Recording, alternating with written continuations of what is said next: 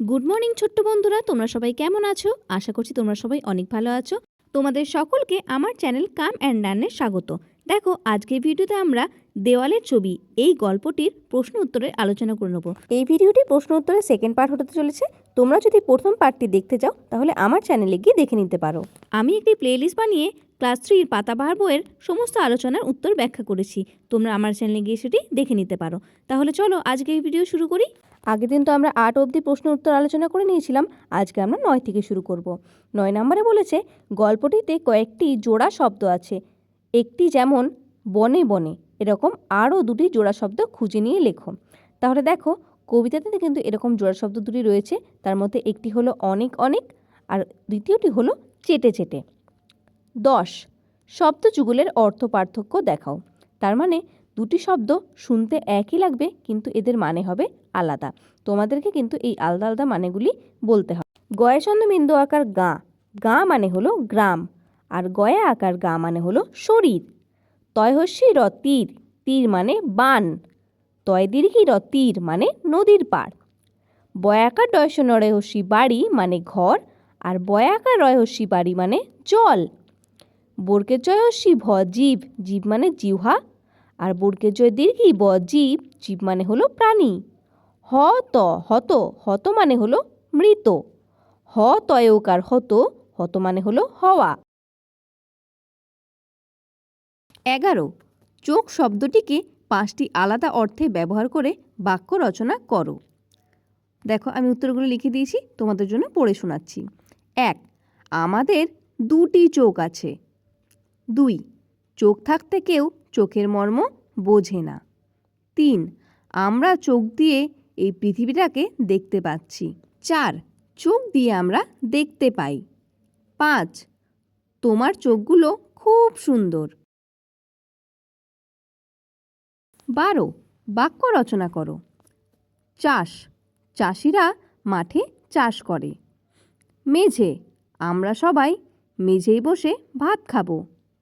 আঁকা, আমার আঁকা ছবি দেখে মা খুব খুশি হয়েছেন। বিরাট, আমাদের বাড়িতে একটা বিরাট নারকেল গাছ আছে। দেওয়াল, গতকাল আমাদের বাড়ির দেওয়াল রং করতে রাজমিস্ত্রি আসবেন। 13 বাক্য বাড়াও। 13-র 1 শিকারি জল এনে দিল। কোথা থেকে, কেমন জল? উত্তর হবে শিকারি পুকুর থেকে ঠান্ডা জল এনে দিল। 13-র 2 দুজনে রওনা দিল। কোথায়? উত্তর হবে দুজনে রওনা দিল বনের পথে। সকালে বেরিয়ে যায়। কোথা থেকে? সকালে গায়ের ঘর থেকে বেরিয়ে যায়। বাঘ হাসল। কেমন করে? বাঘ গোপের ফাঁক দিয়ে মুচকি হাসল। 13-র 5 দুজনেই বন্ধু হয়ে গেল। কেমন বন্ধু? দুজনেই খুব বন্ধু হয়ে গেল। 14 গল্পের ঘটনাগুলি ক্রমানুসারে সাজিয়ে লেখো। দেখো, এখানে 5টি লাইন রয়েছে। শিকারি খুব মজা পেয়েছে। বাঘ হঠাৎ চোখ ফিরিয়ে ঘরের দেওয়ালে একটা হাতে আঁকা ছবি দেখতে পেল। বাঘ বলল, বন্ধুর বাড়ি যাবো, তাতে আর আপত্তি কি? বাঘ ঘরে ঢুকে মাটির ঠান্ডা মেঝেই বসে পড়ল। বাঘ বলল, তা এটা কি মানুষের আঁকা? দেখো, এগুলি কিন্তু উল্টো পাল্টো করে লেখানো আছে। তাহলে বলো তো প্রথমে কোনটি হয়েছিল? দেখো, প্রথমে বাঘ বলল, বন্ধুর বাড়ি যাব, তাতে আর আপত্তি কি। তারপরে হবে বাঘ ঘরে ঢুকে মাটির ঠান্ডা মেঝেই বসে পড়ল। তারপরে হবে বাঘ হঠাৎ চোখ ফিরিয়ে ঘরের দেওয়ালে হাতে আঁকা ছবি দেখতে পেল। তারপরে বাঘ বলল, তা এটা কি মানুষের আঁকা? এবং লাস্টে হয়ে যাবে শিকারি খুব মজা পেয়েছে। এরপরে 15 নাম্বার সংক্ষেপে উত্তর দাও। 15-র 1 গল্পের শিকারিটি কিভাবে তার দিন কাটাতো? উত্তর হবে গল্পে শিকারিটি বনের ধারে গায়ে থাকতো। সকাল থেকে সন্ধে পর্যন্ত বনে বনে ঘুরতো, গাছের ফল খেত, পাখি শিকার করে বনেই রান্না করে খেত। এভাবেই বড় আনন্দে দিন কাটতো তার। 15-র 2 বনে শিকারির প্রিয় বন্ধুটি কে? তাকে সে একদিন কি প্রস্তাব দিল? উত্তর হবে বনে শিকারির প্রিয় বন্ধু ছিল একটি বাঘ। বাঘ শিকারিকে একদিন তার বাড়ি যাওয়ার প্রস্তাব দিল।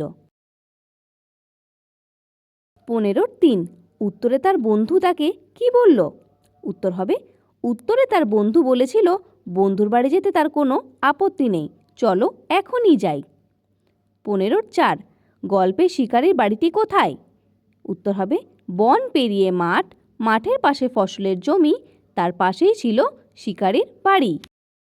15-5 তার ঘরবাড়ির চেহারা কেমন ছিল?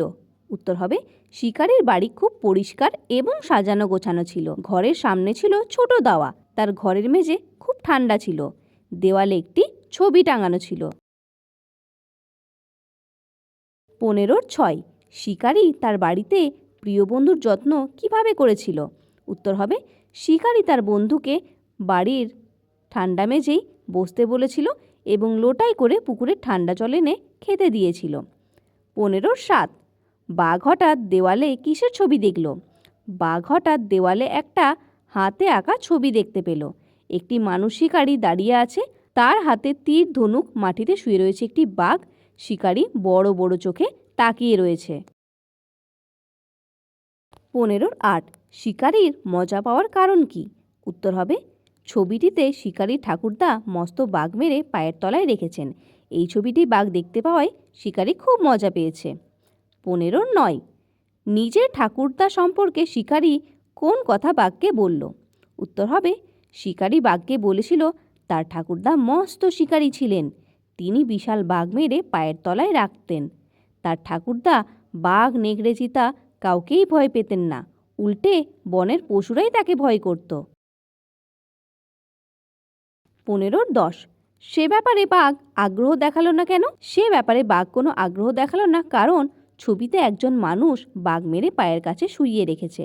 এই বিষয়টি তার পছন্দ হয়নি কারণ এতে বাঘ জাতির অপমান করা হয়েছে।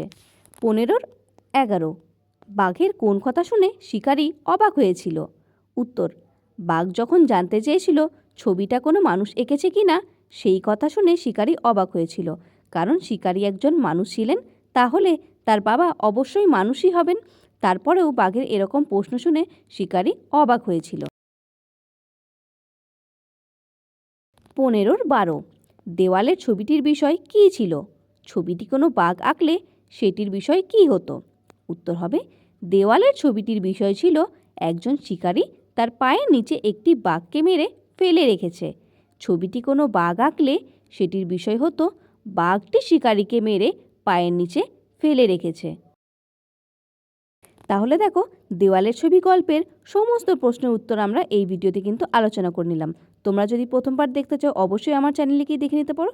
তাছাড়া তোমরা যদি এই পাঠটির বিস্তারিত আলোচনা জানতে চাও তারও কিন্তু ভিডিও তুমি আমার চ্যানেলে পেয়ে যাবে। তাছাড়াও পশ্চিমবঙ্গ সরকারের সরকারি বিদ্যালয়ের 1 থেকে 5 অবধি যে কোনো পাঠের আলোচনা দেখতে আমার চ্যানেলটিতে কিন্তু অবশ্যই ভিজিট করবে। তাহলে আজকের ভিডিও এখানেই সমাপ্ত করলাম। আশা করছি এই ভিডিওর মাধ্যমে তোমাদের অনেকটা সাহায্য করতে পেরেছি। তাহলে দেখা হবে পরের ভিডিওতে। ততক্ষণ তোমরা আমার চ্যানেলটিকে সাবস্ক্রাইব করে দাও এবং পরবর্তী ভিডিওর জন্য অপেক্ষা করতে থাকো। তাহলে আজকের মতো এখানেই, দেখা হবে পরের ভিডিওতে।